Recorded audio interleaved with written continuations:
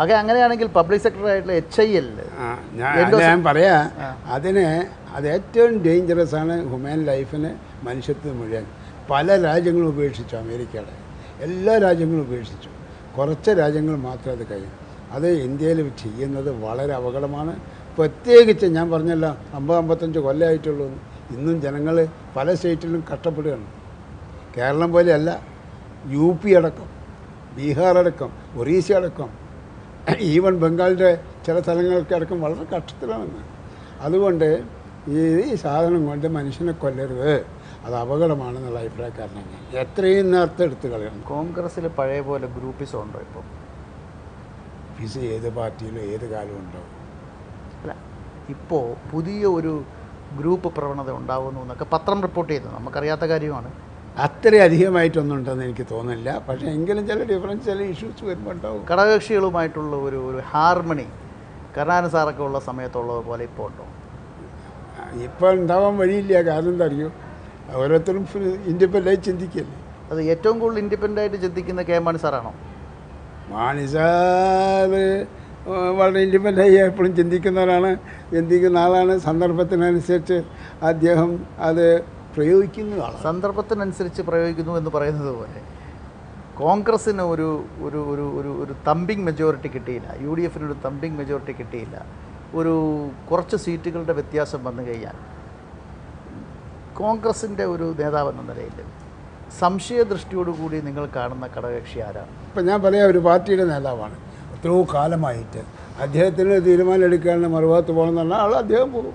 അതിനുള്ള സാഹചര്യം അവിടെ ഉണ്ടെങ്കിൽ അദ്ദേഹം പോകും. അപ്പോൾ അദ്ദേഹം ഇവിടെ തന്നെ നിന്നോളണമെന്നില്ല. അതുപോലെ തന്നെയാണ് കോൺഗ്രസിൻ്റെ കാര്യവും. ഇവിടെ തന്നെ നിന്നോളണമെന്നില്ല, എല്ലാം കൂടി കൂട്ടിപ്പിടിച്ചോളണമെന്നില്ല.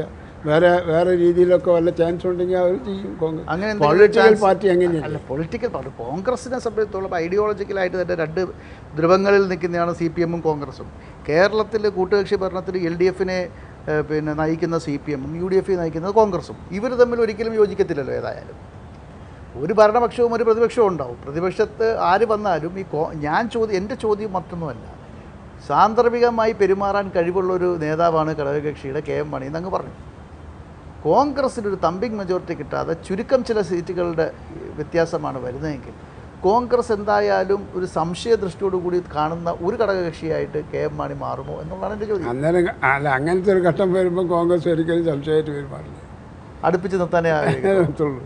ലീഗും കോൺഗ്രസുമായിട്ട് മാണിയെ തന്നെ പറയാൻ പറ്റില്ല. അതേപോലെ തന്നെയല്ലേ മറ്റൊരു സോഷ്യലിസ്റ്റ് പാർട്ടി എന്താ വീരേന്ദ്രകുമാർ. അപ്പോൾ വീരേന്ദ്രകുമാറിനെയും സംശയത്തോടു കൂടിയാണ്. അല്ലാതെ ഏത് പാർട്ടി ലീഡേഴ്സും അതാണെന്ന്. അവർക്ക് നമ്മളെയും സംശയം ഉണ്ടാവും, നമുക്ക് പോലെയും സംശയം ഉണ്ടാവും. അത് പൊളിറ്റീഷ്യൻ്റെ ഒരു കളിയാണ്. അല്ല, അങ്ങനെ ആ സംശയത്തോടു കൂടി രണ്ടു കൂട്ടരും പോകുമ്പോൾ എങ്ങനെ കേരളത്തിലെ ജനങ്ങളൊരു മാൻഡേറ്റ് തന്നിട്ട് ഇങ്ങനെ നിങ്ങൾ ഭരിച്ചോളൂ, ചെറിയ ഭൂരിപക്ഷത്തിന് കിട്ടുകയാണെങ്കിൽ നിങ്ങൾ ഭരിച്ചോളൂ, കേരളത്തിലെ ജനങ്ങളെ വിഡ്ഢികളാക്കുന്ന ഒരു അതാണ് ഞാൻ പറയാൻ കാരണം. അങ്ങനെ ഭരിച്ചോളി എന്ന് പറഞ്ഞിപ്പം ഭൂരിപക്ഷം കിട്ടി ഭരിച്ചാലും അവർ കൂടെ നിന്നോളണമെന്നില്ല കാലാകാലം. അങ്ങനെ പഴയ കാലത്ത് ഒന്നും ചെയ്തില്ല. നമ്മൾ ഓരോ കാലഘട്ടത്തിലും ഭരിച്ചിട്ട് 2 കൊല്ലം 3 കൊല്ലം കഴിയുമ്പോഴേക്ക് പോയില്ലേ. അവരാണെങ്കിൽ അവരും പോയില്ലേ, മാർക്സിസ്റ്റ് പാർട്ടിയും പോയില്ലേ. ഇത് സ്വാഭാവികമാണ്. ഇപ്പം ഞാൻ പറഞ്ഞ ജോസഫിൻ്റെ പാർട്ടി മാർക്സിസ്റ്റ് പാർട്ടി വിട്ടു പോകുന്നില്ലേ, വീരേന്ദ്രകുമാറിൻ്റെ പാർട്ടി വിട്ടു പോകുന്നില്ല. ജോസഫിലേക്ക് വരാം. ജോസഫിൻ്റെ പാർട്ടി ജോസഫിൻ്റെ നയങ്ങൾക്കെതിരെ, തെറ്റായ നയങ്ങൾക്കെതിരെ സമരം നയിച്ചവരാണ് UDF-ഉം യൂത്ത് കോൺഗ്രസ്, അങ്ങനെ അതിൻ്റെ പോഷകങ്ങൾ ഉൾപ്പെടെയുള്ള എല്ലാ പാർട്ടികളും. ഒരു സുപ്രഭാതത്തിൽ ജോസഫ് അധികാരമോഹത്തിന് വേണ്ടി അല്ലെങ്കിൽ അധികാരത്തിന് വേണ്ടി ജോസഫ് നിന്നിടത്തുനിന്ന് വിട്ട് മാണിയിലേക്ക് ലയിക്കുന്നു. ഇതൊരു വിരോധാഭാസമല്ലേ? അതാണ് മാണിയുടെ ബുദ്ധി അവിടെയാണ്. അവർക്ക് അധികം മെജോറിറ്റി ക്രിസ്ത്യൻ വോട്ട്സാണ്, ഹിന്ദു വോട്ട്സ് അല്ല. അപ്പോൾ ക്രിസ്ത്യൻ വോട്ട് ഒരു വിഭാഗം ജോസഫിൻ്റെ കയ്യിലുണ്ട്. അതും കൂടി ഒന്നിച്ചാക്കുന്നതിന് വേണ്ടി മാണി ചെയ്ത കാര്യങ്ങളാണ്. അങ്ങനെയാണെങ്കിൽ മാണിക്ക് കൊടുത്ത 15 സീറ്റുകളിൽ 3 സീറ്റുകൾ മറ്റ് സമുദായത്തിന് വേണ്ടി മാറ്റിവെച്ചു. കേരള കോൺഗ്രസിൻ്റെ ചരിത്രത്തിൽ ആദ്യമായിട്ട് ഒരു മുസ്ലിം കാൻഡിഡേറ്റിനെ പേരാമ്പ്രയിലും മാണി ഫീൽഡ് ചെയ്യുന്നു. അതിൻ്റെ ബുദ്ധി എന്താണെന്ന് എനിക്ക് മനസ്സിലാവും. അത് ഞാൻ ഒരു പാർട്ടിയായിട്ട് മാത്രം നിൽക്കുകയല്ല, ഞാൻ സർവകക്ഷികൾക്ക് വേണ്ടി നിൽക്കുന്നതാണ്, ഒരു മതത്തിനല്ല എന്ന് പുറമെ പറയാൻ വേണ്ടിയുള്ള. അപ്പോൾ അങ്ങനെയാണെങ്കിൽ മുസ്ലിം ലീഗ് പോലെ തന്നെ ഒരു വർഗീയ കക്ഷി തന്നെയല്ലേ കേരള കോൺഗ്രസ്? അല്ല, മുസ്ലിം ലീഗ് വർഗീയ കക്ഷിയാണെന്ന് ഇപ്പോൾ പറയാൻ പറ്റുമോ? മുസ്ലിം ലീഗ് ഓൾ ഇന്ത്യ ലെവലിലുള്ള കൂടി ഡിഫറൻസ് വന്നിട്ട് നമ്മളെ കൂടെ നിൽക്കല്ലേ.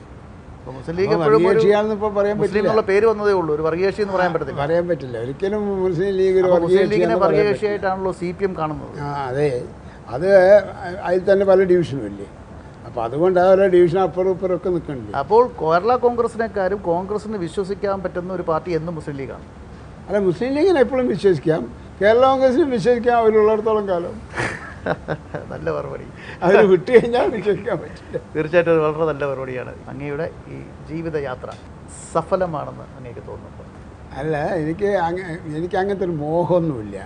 എന്നെ സംബന്ധിച്ചിടത്തോളം വർക്ക് ചെയ്യുന്ന, ഇപ്പോൾ ഞാൻ പറയാം, ഞാൻ 14 കൊല്ലം ഇലക്ഷൻ നിന്നില്ല. ആ സമയത്ത് എനിക്ക് കോടതിയിൽ പോയപ്പോൾ ഹൈക്കോർട്ടിൽ പലരും എന്നോട് പറഞ്ഞതാണ്, ഈവൻ കുഞ്ഞിരാമേനും വരെ. I said no, go with politics. എടുത്ത സ്ഥിതിക്ക് ഇനി പോളിറ്റിക്സ് അതിൻ്റെ ഇടയിൽ മറ്റേ കളിക്കാനില്ല എന്ന് പറഞ്ഞു. അപ്പം എനിക്ക് ചില ദീർഘമായ സ്ട്രോങ് ആയ ചില ഫീലിംഗ് ഉണ്ട്. അത് പ്രകാരം ആരെന്ത് പറഞ്ഞാലും ഞാൻ കേൾക്കത്തില്ല, അതിനെ പോകുള്ളൂ. ലാഭമുണ്ടോ നഷ്ടം എന്നുള്ളതല്ല.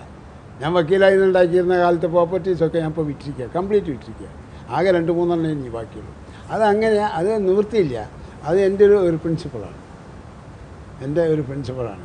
പോളിറ്റിക്സ് സെലക്ട് ചെയ്ത് ശരിക്കും പോളിറ്റിക്സ്. ഇവിടുത്തെ തിരുവനന്തപുരം ഭാഗത്തെ പൊളിറ്റിക്സ് അല്ല നമ്മളെ അവിടുത്തെ നമ്മളെ അവിടുത്തെ പൊളിറ്റിക്സും മലബാർ പൊളിറ്റിക്സ് ഡിഫറൻ്റ് ആണ്. അത് കുറച്ചുകൂടി കമ്മിറ്റഡ് ആണ്, പൊളിറ്റിക്കൽ കമ്മിറ്റഡ്. അപ്പോൾ ജീവിതത്തിലെ നഷ്ട-ലാഭ അല്ലെങ്കിൽ ലാഭനഷ്ട കണക്കുകൾ നോക്കാതെ സഫലമായ യാത്ര നടത്തുന്ന ശ്രീ എം പി ഗംഗാധരനുമായിട്ടുള്ള ഇൻ്റർവ്യൂ ഇവിടെ പൂർണ്ണമാവുകയാണ്. കേരള വിഷൻ്റെ സഫലമീ യാത്ര എന്ന പരിപാടിക്ക് നമ്മളോട് പങ്കെടുത്ത അദ്ദേഹത്തിന് 1000 നന്ദി രേഖപ്പെടുത്തുന്നു. വീണ്ടും ഇതുപോലെ ഉള്ള പ്രോഗ്രാമിന് അദ്ദേഹത്തെ അതിഥിയായി കിട്ടട്ടെ എന്ന് ജഗദീഷിനോട് പ്രാർത്ഥിക്കുന്നു. സഫലമീ യാത്രയുടെ ഈ എപ്പിസോഡ് ഇവിടെ അവസാനിപ്പിക്കുകയാണ്. മറ്റൊരു എപ്പിസോഡുമായി പിന്നീട് വീണ്ടും കാണാം. നമസ്കാരം.